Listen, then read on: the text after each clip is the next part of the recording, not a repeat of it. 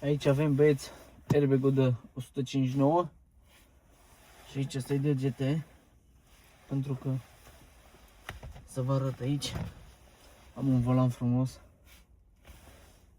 deșit de Alfa 159 și să vedem, eu zic că merge plug and play. Da, prima oară să dăm volanul jos cel mai.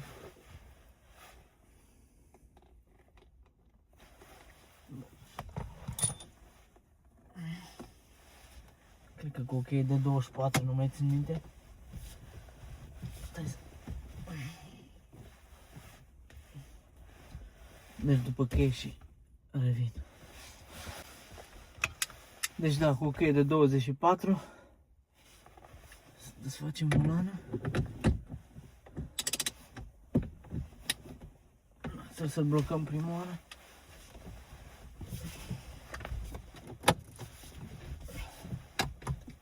Bun, s-a blocat.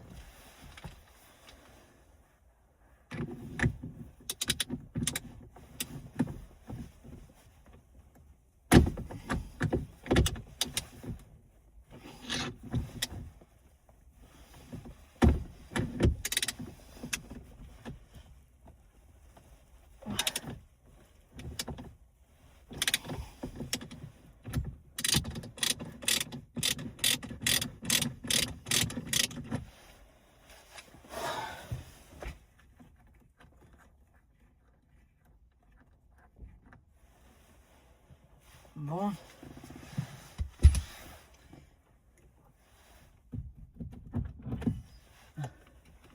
Trebuie să mi scot asta.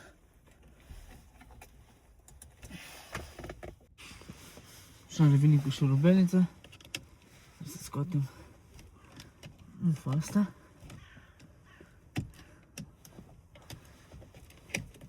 Și afară.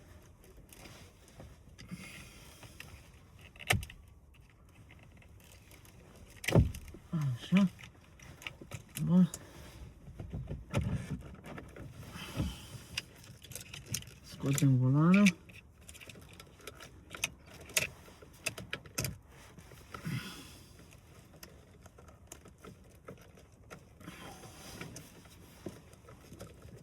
Scoatem.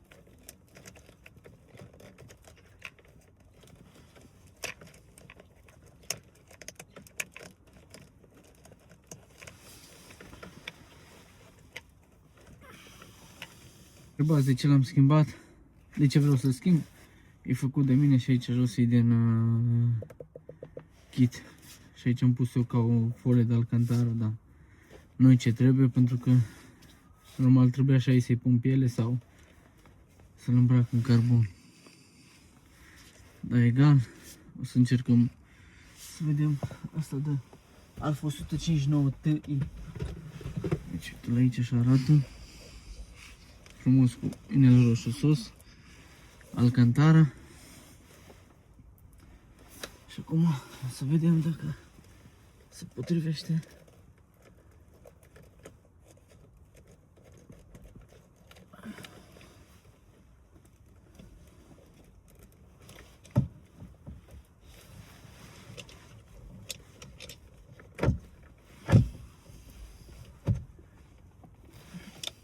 Deci ne uităm că are o linie pe el de ghidaj aici, ca să știu să-l pun la fix.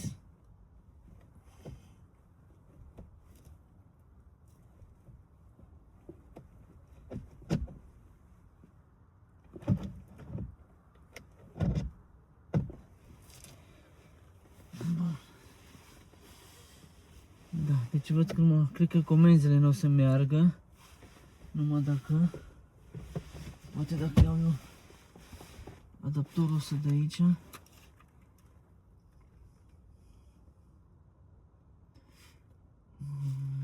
Da.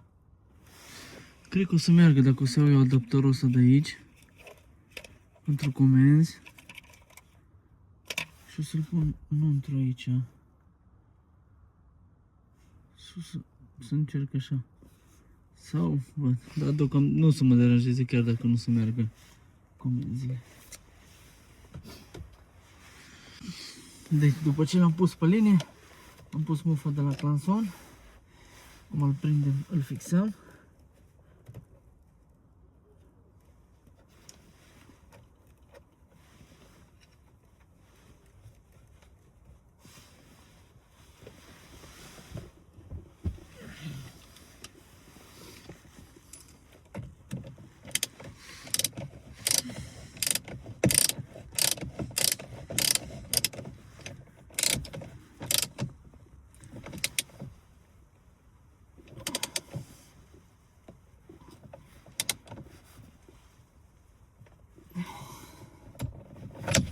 Bun.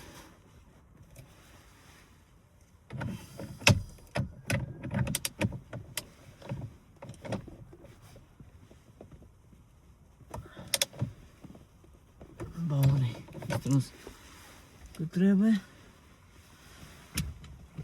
Acum punem airbag-ul. Doar emblemă o să trebuiască să-i mai cumpăr eu. Și am cumpărat și astea din imitație de carbon.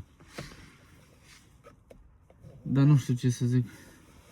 Dați și voi o părere, să-l las așa în aluminiu, original, sau să-l fac în carbon, adică l-am comandat.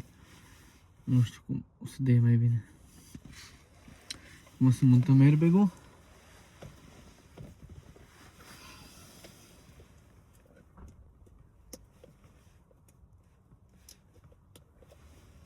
Da, bun.